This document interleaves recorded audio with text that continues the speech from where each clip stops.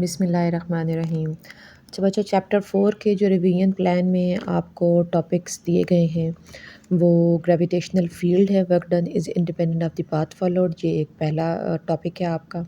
ठीक है, तो इसका क्वेश्चन आप देख सकते हैं क्या बना हुआ है। What is gravitational field? Show that gravitational field is conservative field, और show that in gravitational field work done in gravitational field is independent of the path followed. Work done along a closed path in a gravitational field is zero. तीन बातें हो सकती हैं कि gravitational में field में work done जो है वो कंजर्वेटिव फील्ड कहलाता है, ग्रेविटेशनल फील्ड। दूसरा जो है field is independent of the path followed, और क्लोज्ड पाथ में जो वर्क डन है वो ज़ीरो होता है। तो ये तीन तरीके से हम इसको प्रूव कर सकते हैं। तो ये बाकी आप हम क्लास में डिटेल से डिस्कस कर चुके हैं। यहाँ पे आपको मैं एक इसकी छोटी सी ब्रीफ सी डिस्क्रिप्शन दे रही हूँ। ग्रेविटेशनल फील्ड आपको पता है कि क्या होता है। The field around the earth is known as the gravitational field. और कंजर्वेटिव फील्ड हम किसको कहते हैं? ऐसा फील्ड जिसमें work done is independent of the path followed is known as the conservative field. जब भी आपने ये टॉपिक लिखना है तो सबसे पहले आपने कंजर्वेटिव फील्ड को डिफ़ाइन करना है। ठीक है, उसके बाद नेक्स्ट है आपका कि work done is independent of the path followed. तो ये भी हम इसी टॉपिक में प्रूव करते हैं कि हम किसी भी पाथ से चले जाएं तो आखिर पे आंसर हमारा सेम ही निकलता है। अच्छा जी, इसमें सबसे पहले बेटा ये फिगर है जिसमें आपको ये रास्ते दिखाए हुए हैं कि ए से लेकर बी तक बेसिकली बॉडी जाना चाहती है। तो देयर आर डिफरेंट पाथ्स, ए से लेकर सी तक जाए, फिर सी से बी तक जाए। तो ये पाथ 2 के नाम से मेंशन किया हुआ है। दूसरा है ए से लेकर डी तक जाए और डी से फिर बी तक जाए, तो इसको पाथ 1 से शो किया हुआ है। सबसे पहले आपको एंगल निकालना आना चाहिए कि work done from A to D, जो सबसे पहले इक्वेशन उसने लिखी हुई है, work done from A to D हम कैसे लिखेंगे? ए से लेकर डी तक। यहाँ पे अगर कोई आपका वेट है तो उसका वेट डाउनवर्ड डायरेक्शन में एक्ट कर रहा होगा। W is equal to mg के नाम से उसको हम लिखेंगे। ये वेट डाउनवर्ड डायरेक्शन में है, इसको हमने mg लिख लिया, साथ ए डी पाथ लिखा हमने।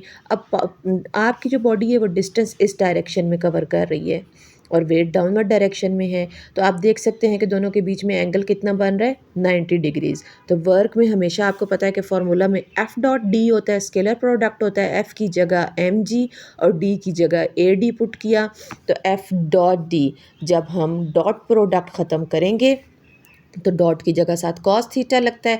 इस केस में 90 डिग्रीज एंगल है तो ये ज़ीरो हो गया, M G A D zero.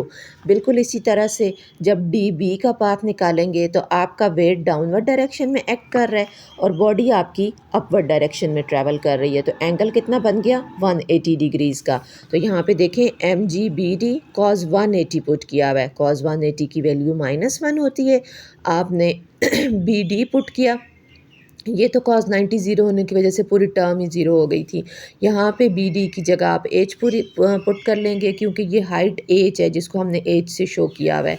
तो आपकी इक्वेशन क्या बन जाएगी? -mgh। अब दोनों वर्क आप ऐड कर लें तो total work done in moving from A to B through path 1 कितना आ गया है? -mgh।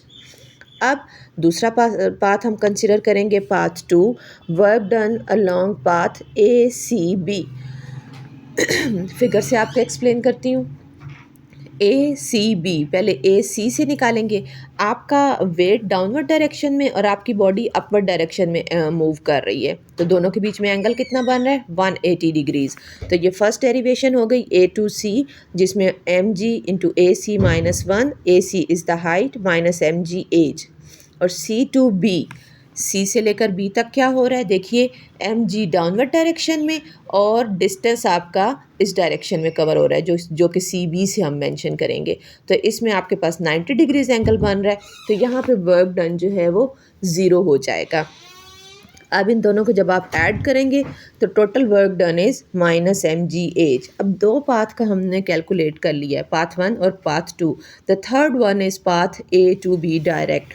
A to B direct जब करेंगे तो इसको हम यूँ स्टेयर्स की फॉर्म में डिवाइड कर लेते हैं। इसमें हमारे पास टोटल समेशन हम लगा लेंगे, total delta y1 delta y2, vertical distances को हम डेल्टा y1 डेल्टा y2 से मेंशन करेंगे और हॉरिजॉन्टल डिस्टेंसेस को हमने वैसे ही कह दिया है कि work done horizontal is equal to zero, because horizontal में जब बॉडी यूँ मूव करेगी तो वेट डाउनवर्ड डायरेक्शन में है और डिस्टेंस इस डायरेक्शन में कवर हो रहा है, तो थीटा जो है वो 90 डिग्रीज़ हो जाएगा। तो थीटा 90 होगा तो वर्क हॉरिजॉन्टल जो है वो 0 हो जाएगा, ठीक है। और जो वर्टिकल पाथ है वो क्योंकि अपवर्ड डायरेक्शन में कवर हो रहा है, तो बॉडी आपकी ऊपर की तरफ जा रही है, वेट डाउनवर्ड डायरेक्शन में है, तो बीच में थीटा कितना आ गया, 180 डिग्रीज़ आ गया। तो ये देखिए M G delta y1 M G delta y2 हर एक के साथ cos 180 -1 होके कॉमन हो जाएगा, एम जी सबका कॉमन हो जाएगा। सारी हाइट्स जब ऐड होंगी delta y1 delta y2 delta yn तो ये एज के इक्वल हो जाएगी। तो थर्ड पाथ से भी हमने देख लिया कि total work done is equal to minus M G H. Similarly work done along a closed path, जब इसी रास्ते को हम लेते हैं कि बॉडी अब वापस आ रही है बी से लेकर ए तक, 3 पाथ तो हम देख चुके हैं कि जब ऊपर की तरफ जा रही थी तो माइनस एम जी एच था, जब वापस आएगी, जब बॉडी वापस आएगी तो हॉरिजॉन्टल वर्क तो फिर अगेन 0 हो जाएगा, लेकिन जो वर्टिकल वर्क है now for the curve path B to A delta y1 delta y2 देखें आप cos 0 लिखा हुआ है। अब आपका जो वर्टिकल डिस्टेंस है वो ऐसे कवर होगा, बॉडी भी नीचे की तरफ मूव कर रही है और आपका वर्टिकल डिस्टेंस भी नीचे की तरफ मूव कर रहा है, तो थीटा 0 हो जाएगा, इस वजह से cos 0 होके 1 हो जाएगा। ऊपर की तरफ जाते हुए माइनस एम जी एच था और वापस आते हुए प्लस एम जी एच है, दोनों को ऐड करें तो आंसर 0 आता है। अदरवाइज़ यहाँ पर इसने जैसे किया हुआ है कि ए से लेकर डी और डी से लेकर बी, जो पीछे हम डेरिवेशन कर चुके हैं, उसका answer total minus M G H निकला था और वापसी पे प्लस एम जी एच है along the curved path B से लेकर ए तक।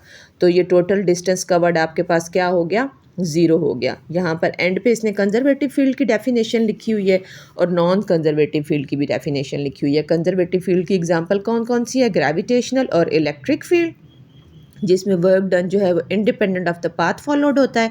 Non conservative force, a force is non conservative if the work done by the it in moving an object between 2 points और in a closed path depends upon the path of motion. जब path पे depend करेगा तो non conservative force non conservative field होगा।